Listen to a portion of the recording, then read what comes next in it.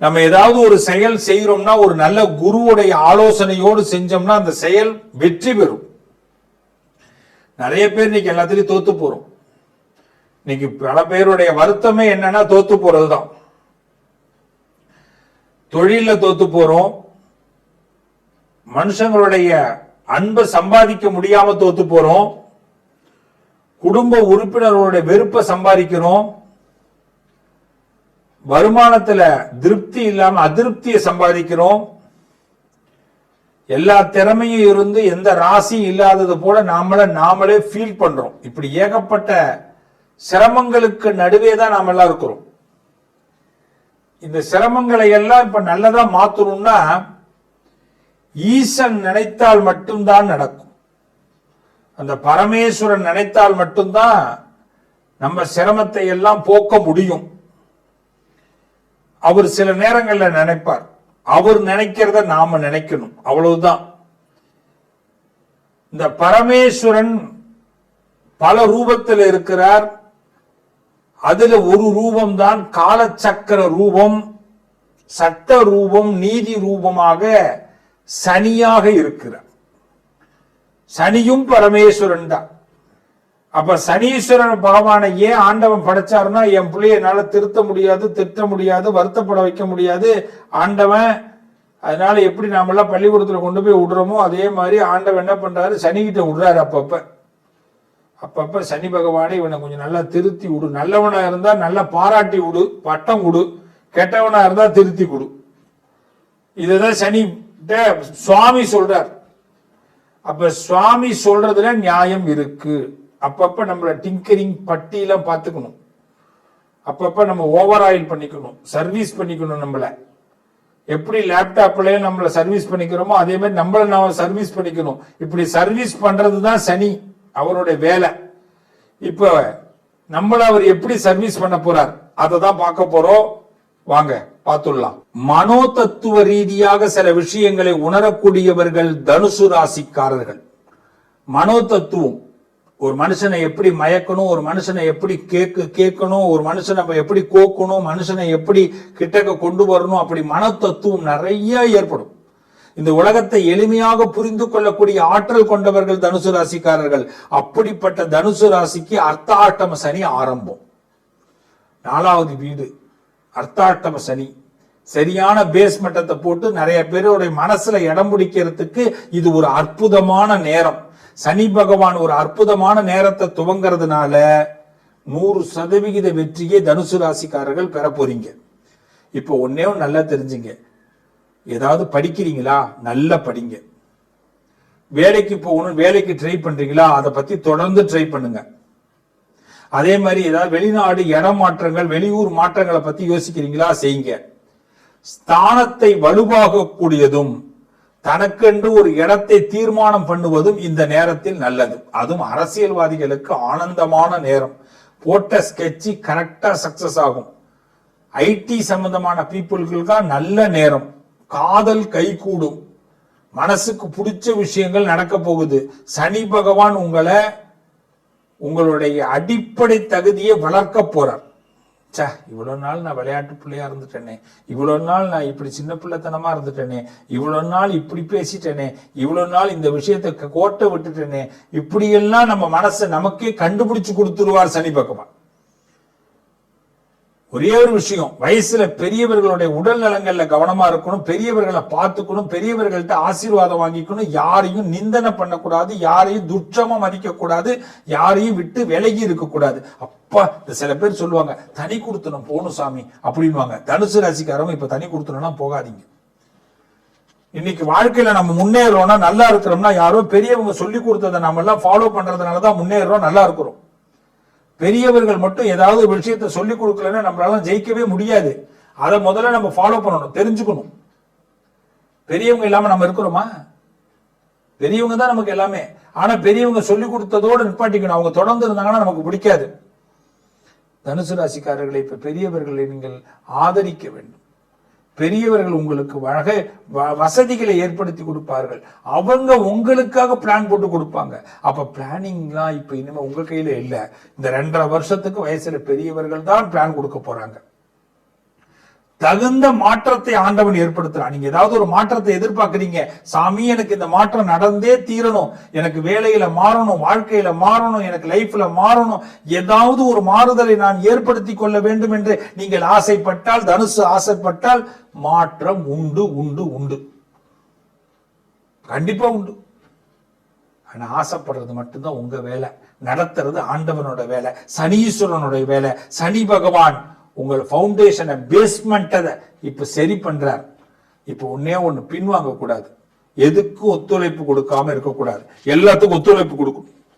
ஒத்துழைப்பு கொடுக்கிறவங்க உயர்ந்து வருவார்கள். Honesty and purity. ஒரு மனுஷனுக்கு நேர்மையும் ஒழுக்கமும் இருந்தால் ஒரு மனிதன் பெரிய இடத்துக்கு வந்துட முடியும். இன்னொருத்தவங்களுக்கு ஒத்துழைப்பு கொடுத்தா அவன் ஆட்டோமேட்டிக்கா மேல வர முடியும். தனுசுக்கு இப்ப இந்த 3 விஷயங்கள் கை கொடுக்கும். அதை தான் சனி உங்களுக்கு சொல்லி கொடுக்க போறார். சனி எதை சொல்லி கொடுக்கிறாருங்கிறத பயன்படுத்திட்டு இறங்குங்க, சக்சஸ்ஃபுல்லான லைஃபுக்குள்ள போறீங்க.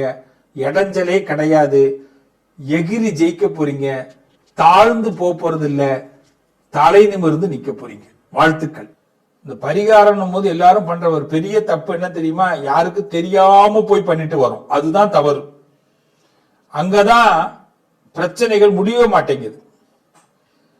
பரிகாரத்துல கூட 4 பேருக்கு சொல்லிட்டு செய்ய சொல்லல, தெரிஞ்சு பண்ணுங்க.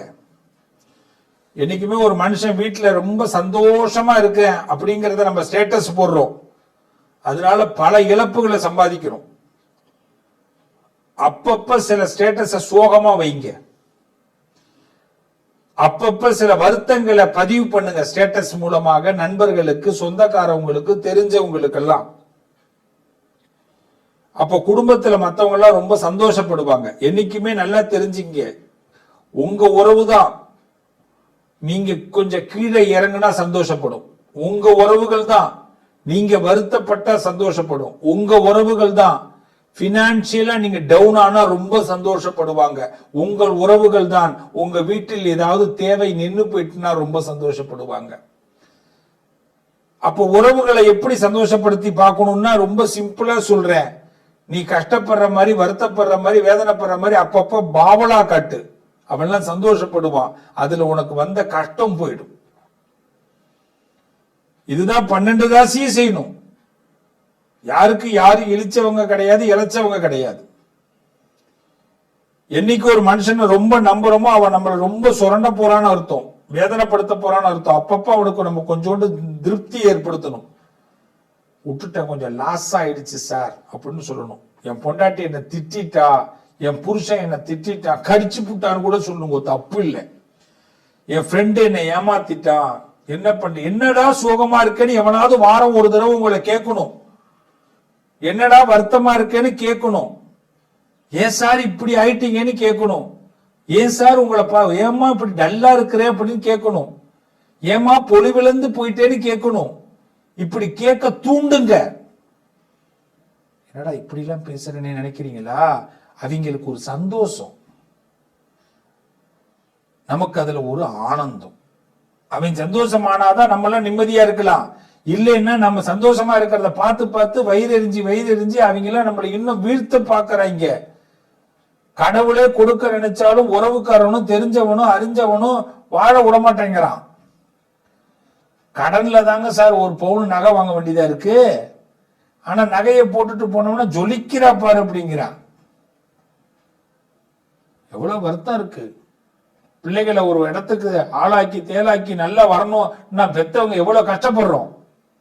எந்த பிள்ளையாவது திரும்பி பார்த்து ரொம்ப தேங்க்ஸ்மா அப்பா, ரொம்ப தேங்க்ஸ்பா அப்படின்னு சொல்லியிருக்கா? இன்னொரு அப்பா அம்மாட்ட சொல்லுவாங்க, எங்க அப்பா அம்மா எல்லாம் அந்த அளவுக்கு ஒன்றும் செய்யறதே கிடையாது, உங்களை மாதிரி எங்க அப்பா அம்மா கிடையாது. இவன் போய் அவன்கிட்ட சொல்லுவான், அவன் பிள்ளை இன்னொருத்தன்ட்ட போய் சொல்லுவான். பெத்த பிள்ளைங்க கூட திருப்தி அடைய மாட்டேங்குது. உலகம் அப்படிப்பட்ட உலகத்துல இருக்கிறோம்.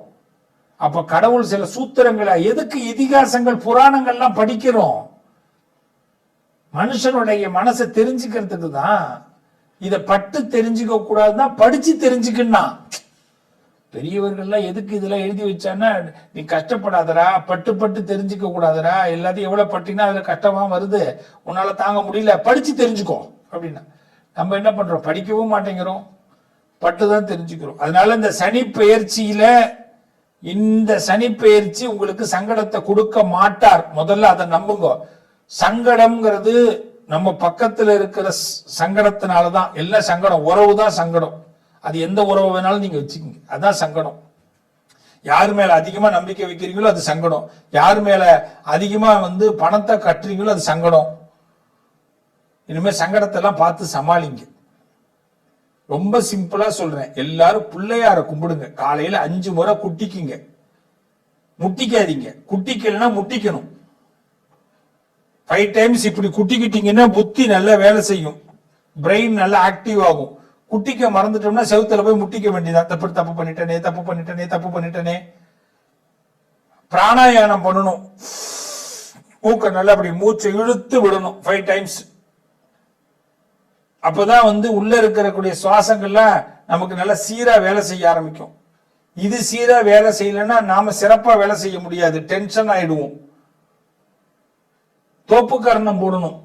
காலையில பிள்ளையார் கோயில்ல தான் போய் போடணும், இல்லை வீட்டிலேயே போடலாம்.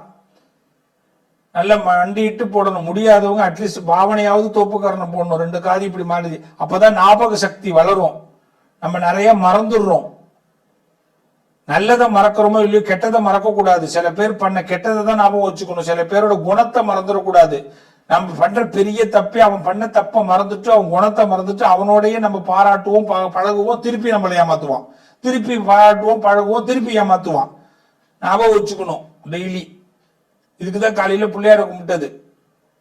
இனிமேல் இப்படிதான் நினைச்சு கும்பிடணும் பிள்ளையார. ரைட்டா? அவரை புத்திசாலித்தனத்தை கொடுக்கிறார்.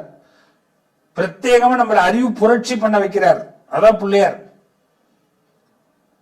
சனிக்கிழமை ஆஞ்சநேயர் கோயிலுக்கு போயிடணும். இனிமேல் எல்லாரும் ஆஞ்சநேயரை போய் அர்ச்சனை பண்ணணும். ஆஞ்சநேயர்கிட்ட எனக்கு புத்தி கொடு, சக்தி கொடு, தைரியத்தை கொடு. எல்லா பேர்லையும் ஏமாத்துறான்.